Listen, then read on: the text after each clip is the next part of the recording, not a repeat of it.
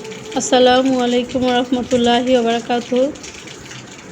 যারা শহরে থাকেন তাদের জন্য এই টিপসটা বৃষ্টির পানি ধরে রাখার জন্য এটা একটা দারুণ টিপস। এই যে কাগজ টাঙিয়ে এভাবে বালতি পেতে পানি ধরে রাখতে পারবেন, বৃষ্টির পানি। যারা শহরে থাকেন তারা হয়তো চেষ্টা করেও পারেন না একটু দিতে পানি ধরে রাখার জন্য, হয়তো ব্যবস্থা কিভাবে নেওয়া যায় সেটা জানেন না।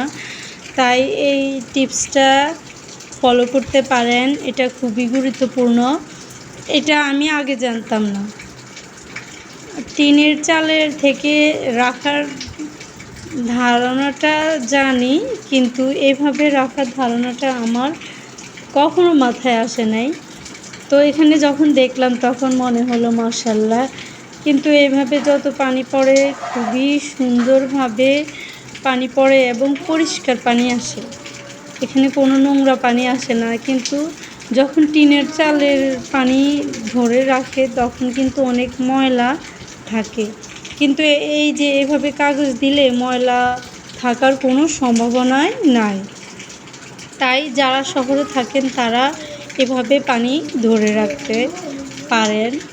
এটা জানি না কার কতটুকু কাজে লাগবে।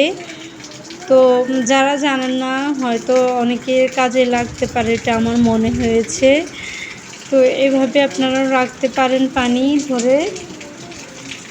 যারা শহরে থাকেন অথবা গ্রামে অনেকের ছাদ আছে কিন্তু পানি ধরে রাখতে পারেন না, আবার অপরিষ্কার পানি হয়। তাই পরিষ্কার পানি ধরে রাখতে এটা একটা গুরুত্বপূর্ণ ব্যবস্থা কিন্তু, ঠিক আছে?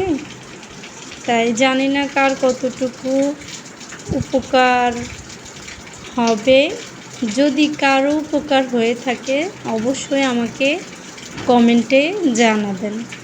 এই যে একটু একটু করে পানি পড়ছে, এই পানিটা কিন্তু বিশেষ করে ভাত রান্না করলে ভাত দবদবে সাদা হয় এবং ভাত নষ্ট হওয়ার সম্ভাবনা থাকে না। এভাবে পানি রাখলে, সংরক্ষণ করে রাখলে আপনি কোনো ড্রামে অথবা অন্য কিছুতে ধরে রাখতে পারবেন প্রায় 1 বছরের মতো। কারণ বৃষ্টির সিজন শুধু বর্ষাকালেই, আর অন্যান্য সময় হলেও তেমন একটা হয় না। শীতকালে তো হয় না তেমন একটা, তো গরমের সিজনে তো বিশেষ করে বৃষ্টি হয়। তো বৃষ্টির পানি দিয়ে সবচেয়ে বেশি রান্না করলে তরকারিতেও দিলে ভালো এবং ভাত ভালো থাকে, খেতেও ভালো লাগে। এবং সাদা ভাত যদি আরও সাদা হয় দেখতে পানি দিয়ে, তাহলে তো কোনো কথাই নাই। তাই এটা একটা টিপস আমার মনে হলো। সবাই ভালো থাকবেন। আল্লাহ হাফেজ।